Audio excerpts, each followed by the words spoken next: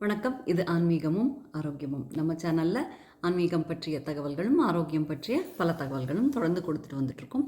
நீங்கள் first time channel பார்க்குறீங்க அப்படின்னா நீங்கள் செக் பண்ணி பாருங்கள். உங்களுக்கு கண்டென்ட்டும் இன்ஃபர்மேஷனும் பிடிச்சிருந்தது அப்படின்னா மறக்காமல் சேனலை சப்ஸ்கிரைப் பண்ணிக்கோங்க. சரி, ரொம்ப நாள் ஆச்சு நம்ம சேனலில் ஒரு லாங் வீடியோ போட்டு. இதுக்கு முன்னாடி வரையும் அம்மாவும் நானும் சரி, அம்மா வந்து என்ன இங்கே யூஎஸில் விசிட் பண்ணிட்டு இருந்தாங்க இல்லையா, ஸோ அவங்களோட சேர்ந்துட்டு நான் ஒரு 2-3 ரெசிபீஸ் போட்டிருந்தேன். நிறைய வரவேற்பு கிடச்சிது, நல்ல வரவேற்பு கிடச்சிது. நிறைய நியூ மெம்பர்ஸ் இப்போ ஜாயின் பண்ணியிருக்கீங்க. நம்ம சேனலோட சப்ஸ்கிரைபர்ஸ் கவுண்ட்டும் இன்க்ரீஸ் ஆகிட்டு இருக்குது. ரொம்ப ரொம்ப சந்தோஷம். உங்கள் எல்லாருக்கும் ரொம்ப ரொம்ப ரொம்ப தேங்க்ஸ். இப்போது அம்மா அப்பா 2 பேரும் திருப்பி இந்தியாவுக்கு போயிட்டாங்க. அதனால் அதில் கொஞ்சம் பிஸியாக இருந்துட்டேன். ஸோ இன்றைக்கி தான் அதுக்கப்புறமா சரி இன்றைக்கி ஒரு லாங் வீடியோ போடலாம் அப்படின்னு சொல்லிட்டு போட போகிறேன். சரி, நம்ம சேனலில் எப்போவுமே வந்து மோட்டோ என்ன, சிம்பிள் குக்கிங், ஹெல்தி குக்கிங்.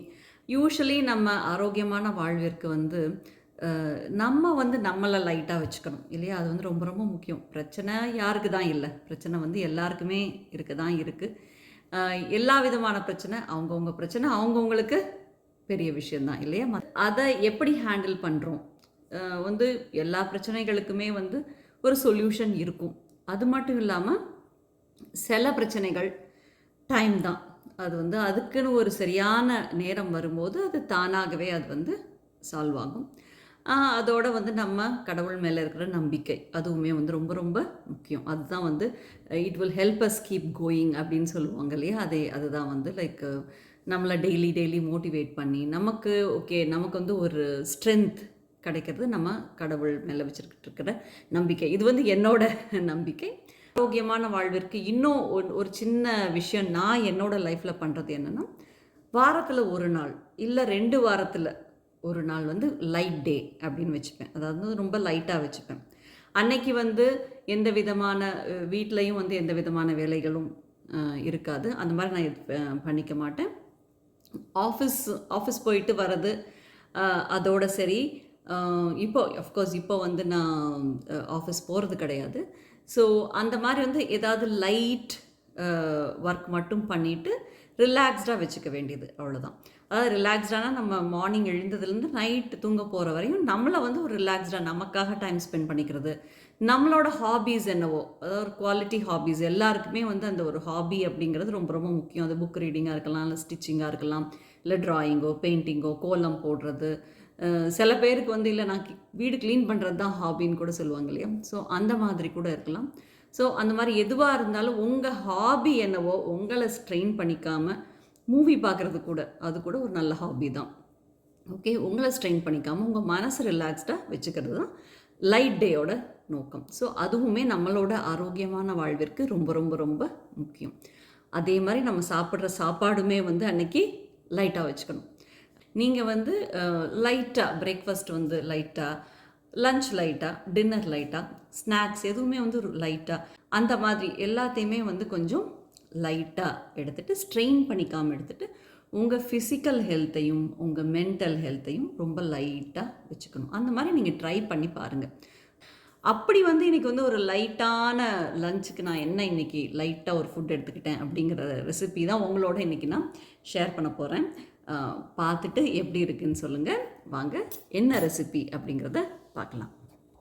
இன்றைக்கி நான் அவல் வச்சு ஒரு சாலட் தான் பண்ணிக்க போகிறேன். அதுக்கு நான் தட்டைப்பயிறு ஒரு கப், பாசிப்பயிறு 1 கப், ஒரு அரை கப்புக்கு நிலக்கடலை, பச்சை நிலக்கடலை, இது 3ஐயும் நல்லா வாஷ் பண்ணி ஒரு 2-3 மணி நேரம், ஒரு 3 மணி நேரமே நான் நல்லா ஊற வச்சுருக்கேன். இப்போ அந்த ஊற வச்சதை வந்து நம்ம ப்ரெஷர் குக் பண்ணிக்க போகிறோம். நான் இன்றைக்கி இன்ஸ்டா பாட்டில் வச்சுருக்கேன், நீங்கள் ப்ரெஷர் குக்கரில் வச்சுக்கோங்க. நான் அதில் உப்பு போட்டு வச்சுருக்கேன். நான் கூடவே வந்து ஒரு 2-3 டீஸ்பூன் அவல் எடுத்து மோரில் ஊற போட்டிருக்கேன். நான் எடுத்தது சிகப்பரிசி அவல். ஸோ நம்ம ப்ரெஷர் குக் பண்ணோம் இல்லையா, நான் இன்ஸ்டா பாட்டில் வச்சு நான் குக் பண்ணேன் இல்லையா, ஸோ அது ரெடி ஆகிடுச்சு, நல்லாவே குக் ஆகிடுச்சு. இதில் பார்த்திங்கன்னா ப்ரோட்டீன் கண்டென்ட் சூப்பராக இருக்கும். அடுத்து நான் ஊற வச்சுருந்தேன் இல்லையா, மோரில் ஊற வச்சுருந்தேன் இல்லையா அவல், இது வந்து இது ஆப்ஷனல் தான். இது எனக்கு வந்து கொஞ்சம் கார்ப் இருந்தால் நல்லா இருக்குமே அப்படின்னு சொல்லிட்டு கார்போஹைட்ரேட்டுக்காக இதை நான் சேர்த்துருக்கேன். அதை தவிர வந்து ஒரு கேரட் கிரேட் பண்ணி போடலாம் அப்படின்னு சொல்லிட்டு கேரட் எடுத்து வச்சுருக்கேன். லெமன் புளியறதுக்காக எடுத்து வச்சுருக்கேன். அப்புறம் கொத்தமல்லி, அதுக்கப்புறம் கொஞ்சம் வெங்காயம், தக்காளி, கொஞ்சமாக பச்சை மிளகா குட்டி குட்டியாக கட் பண்ணி போட்டிருக்கேன். அதுவும் எடுத்து வச்சுருக்கேன். உங்களுக்கு தெரியுதுன்னு நினைக்கிறேன். நீங்கள் குழந்தைங்களுக்கு இது கொடுக்குறதா இருந்தால் இந்த நீங்கள் பச்சை மிளகாயை அவாய்ட் பண்ணிக்கலாம். அதுக்கு பதிலாக சாட் மசாலா கூட போட்டுக்கலாம். அதுவுமே நல்லாயிருக்கும். இப்போ வாங்க, இப்போ வந்து சாலடை அசம்பிள் பண்ண வேண்டியது தான். எப்படி பண்ணுறதுன்னு பார்க்கலாம் வாங்க. இப்போ வந்து எனக்கு தேவையான அளவுக்கு நான் எடுத்துகிட்ருக்கேன். ஒரு 3 டேபிள் ஸ்பூன். இது வந்து நல்ல பெரிய ஸ்பூன் இது. ஸோ 4 டேபிள் ஸ்பூன்னே சொல்லலாம். எடுத்துகிட்ருக்கேன். அப்புறம் இதோடு வந்து கொஞ்சம் கேரட்டையும் நம்ம கிரேட் பண்ணி போட்டுக்கலாம். இது மாதிரி ஈஸியாக கொஞ்சமாக கேரட், உங்களுக்கு இல்லை குக்கும்பர் பிடிக்கணும் குக்கும்பர் போட்டுக்கோங்க, இல்லை கேரட் பண்ணி குவிக்காக அந்த மாதிரி கிரேட் பண்ணி போட்டுக்கோங்க. ஓகே, எனக்கு போதும். ஓகே, அவ்வளோதான்.